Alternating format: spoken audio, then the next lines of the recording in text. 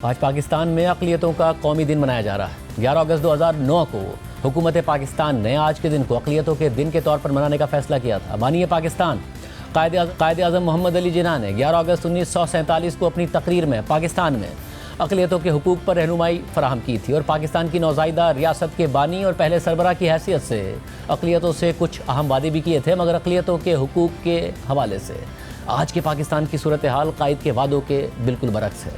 بین الاقوامی ادارے پاکستان میں اقلیتوں کے ساتھ ناروا سلوک کی رپورٹ جاری کر رہے ہیں۔ اس سب کی تفصیلات آپ کے سامنے رکھیں گے، لیکن پہلے آپ کو بتاتے ہیں کہ قائد اعظم محمد علی جناح نے اقلیتوں کے حقوق کے حوالے سے کیا پیغام دیا تھا۔ 11 اگست 1947 کو دستور ساز اسمبلی سے خطاب کرتے ہوئے قائد اعظم نے کہا تھا کہ پاکستان میں آپ آزاد ہیں۔ آپ آزاد ہیں اپنے مندر میں جانے کے لیے، آپ آزاد ہیں اپنی مساجد اور کسی بھی عبادت گاہ میں جانے کے لیے۔ آپ کا کوئی بھی مذہب، ذات یا مسلک ہو سکتا ہے، ریاست کے امور کا اس سے کوئی تعلق نہیں۔ اس کے بعد آپ دیکھیں گے کہ کچھ عرصہ گزرنے کے بعد ہندو نہیں رہیں گے اور مسلمان نہیں رہیں گے۔ میں یہ بات مذہبی معنوں میں نہیں کہہ رہا ہوں، کیونکہ یہ تو ہر فرد کے نجی عقیدوں کا معاملہ ہے، بلکہ ریاست کے باشندے ہونے کی بنا پر سیاسی معنوں میں کہہ رہا ہوں۔ یہ قائد کا وعدہ تھا۔ پیل میں ہم بحیثیت ریاست مسلسل ناکام ہو رہے ہیں، اور بات صرف قائد کے وعدے کی نہیں ہے، بلکہ ہمارے دین نے بھی اقلیتوں کے حقوق سے متعلق ہمیں مکمل رہنمائی فراہم کی ہے، جسے ہم بحیثیت قوم بار بار بھول جاتے ہیں۔ ہمارے آخری نبی صلی اللہ علیہ وآلہ وسلم نے اس حوالے سے واضح ہدایات دی۔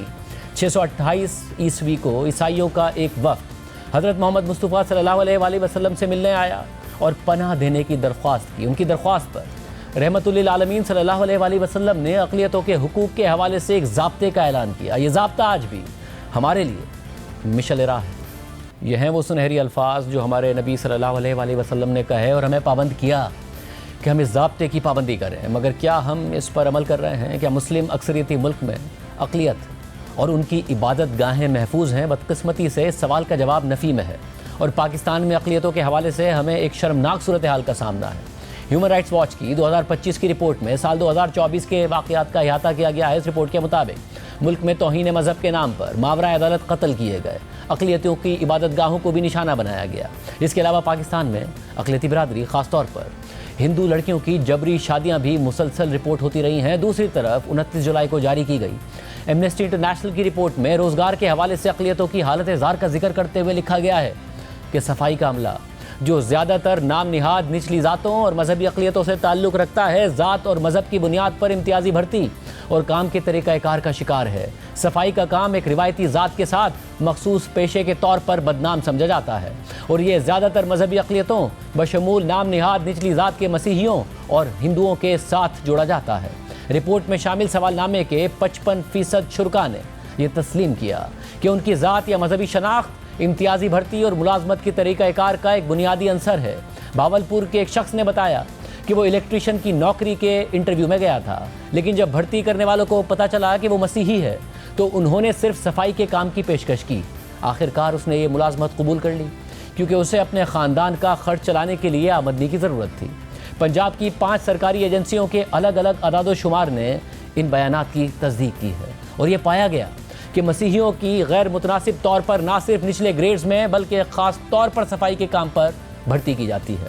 تحقیق میں یہ بھی سامنے آیا کہ خواتین سینیٹری ورکرز کو اجرت کے واضح فرق کا سامنا ہے، اور وہ زیادہ تر غیر رسمی شعبے میں کام کرتی ہیں، جو غیر مسلم خواتین کو کم صاف ستھرے سمجھے جانے والے کام سونپے جاتے ہیں۔ کراچی کی ایک مسیحی خاتون صفائی کارکن نے کہا کہ مسیحی خواتین بیت الخلاء صاف کرتی ہیں اور کپڑے دھوتی ہیں، جبکہ مسلمان خواتین کچن میں کام کرتی ہیں۔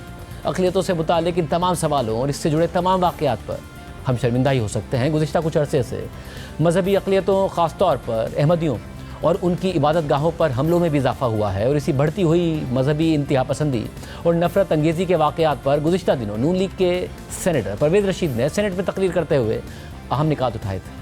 جب تک ہم پاکستان کے تمام شہریوں سے مساوی سلوک نہیں کریں گے، جب تک ریاست پاکستان میں رہنے والے ہر شہری کو ایک آنکھ سے نہیں دیکھے گی اور ایک جیسی توجہ پاکستان کے ہر شہری کو نہیں دے گی، تو یہ تفریق बरकरार रहेगी। और इस तफरीक के इंतहाई दर्दनाक कहानियाँ हैं जो मेरे इल्म में भी आती हैं और आपके इल्म में भी आती हैं। हमारी अक़लियत जो है पाकिस्तान में रहने वाली और जिनका अकीदा अक्सरियत के अकीदे से मुख्तलिफ है, वो तमाम इस तरह के इम्तिहानों से गुजरते हैं। उनकी इबादत गाहें महफूज नहीं रहती, उनके घर महफूज नहीं रहते, उनके लिए ख़तरात पैदा होते हैं। कभी किसी पर इल्ज़ाम लगता है और वो 16 साल तक जेल में रहता है, कभी किसी को ज़िंदगी से महरूम कर दिया जाता है। एक ऐसा पाकिस्तान बनाएं जिसमें रहने वाला हर शहरी इस मुल्क को अपना मुल्क समझे, जिसमें रहने वाला हर शहरी अपनी ज़बान, अपने जगराफिये, अपने अकीदे की बुनियाद पर ना पहचाना जाए, बल्कि उसकी पहचान सिर्फ और सिर्फ ये हो कि वो पाकिस्तान का शहरी है, वो पाकिस्तान का है और पाकिस्तान उसका है। जबकि गुज़िश्ता साल 24 जून 2024 को सेनेटर फैसल सब्ज़वारी ने भी अपने खदशात का इज़हार किया। हम पाकिस्तान की बड़ी अच्छी तस्वीर देना चाहते हैं कि कोई इन्वेस्टर आए और यहाँ आकर खड़ा हो। कुर्बानी का गोश्त नमल यूनिवर्सिटी के हॉस्टल में एक डिफरेंटली एबल्ड हिंदू तालिब इल्म को खिलाया। हमने सवात में नाम निहाद इल्जाम लगाया तौहीन का, मार दिया एक और मुसलमान को। पंजाब के मुख्तलिफ शहरों में किया, कभी गोजरा में किया, कभी कराची की क्रिश्चियन बस्तियों में किया, और कोई सजाएं नहीं मिल रही उनको। और हम ये चाहते हैं कि वो इन्वेस्टर यहाँ पर आए जो गलती से अगर मुसलमान नहीं हो, मुसलमान भी हुआ, किसी से लेन देन का तनाजा हुआ, मैंने झूठी कसम खा के किसी ने भी उस पर इल्जाम लगा दिया, तौहीन का जला देंगे लोग। इस तरीके से तो नहीं होगी इन्वेस्टमेंट, इस तरीके से तो मईशत बहाल नहीं हो सकती। इसलिए हम सबको इस इफरीत से निमटने के लिए ये लिप सर्विस बंद करके काम करना होगा। इन इंतहा पसंदों के खिलाफ, खा वो किसी भी एक्सट्रीम के हों, जनाबे वाला, वजह उसकी ये है कि पाकिस्तान का निसाब दुरुस्त तरीके से पढ़ाना शुरू करें। बताएं कायद आज़म मोहम्मद अली जिन्ना कौन थे, बताएं उनकी पहली काबीना कौन थी, बताएं उनकी पहली कॉन्स्टिट्यूएंट असेंबली का को चेयर कौन कर रहा था, बताएं कि पाकिस्तान के लिए किसकी कितनी कुर्बानियां हैं, बताएं कि जो बाद में पाकिस्तान के चाचे मामे बन रहे हैं कि किस तरीके से आप पाकिस्तान और पाकिस्तानियों के लिए ज्यादतियां कर रहे हैं और दीन इस्लाम को आप बदनाम कर रहे हैं।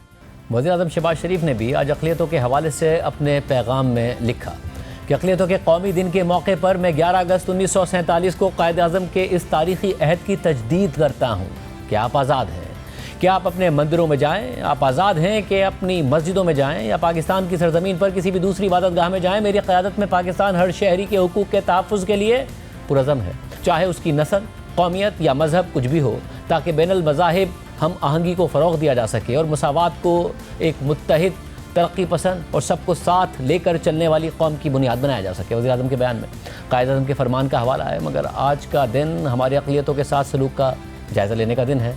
हम बहैसियत कौम पूरी दुनिया बिलखुसूस भारत में अक़लियतों के साथ नारावा सलूक पर आवाज़ उठाते हैं और जायज़ आवाज़ उठाते हैं, लेकिन साथ ही ये भी ज़रूरी है कि हम खुद भी अपने मुल्क में अक़लियतों के हुकूक़ से मुताल्लिक़ आईना देखते रहें। और ख़ास तौर पर आज के दिन जिसे हम रियासती सतह पर अक़लियतों के हुकूक़ के दिन के तौर पर मनाते हैं, कम से कम आज के दिन ये आईना ज़रूर देखा जाना चाहिए। अगर हम दूसरों के ऊपर तनक़ीद करना चाहते हैं, अपने हमसाये के ख़िलाफ़ आवाज़ उठाना चाहते हैं, तो हमें अपने गिरेबान में भी ज़रूर झांकना होगा, अपने घर को ठीक रखना होगा और हुक्काम को सिर्फ तकरीरें करने और बयानात देने के बजाय ये यकीनी बनाना होगा कि आज के दिन किया गया कायद का वादा ज़रूर पूरा हो।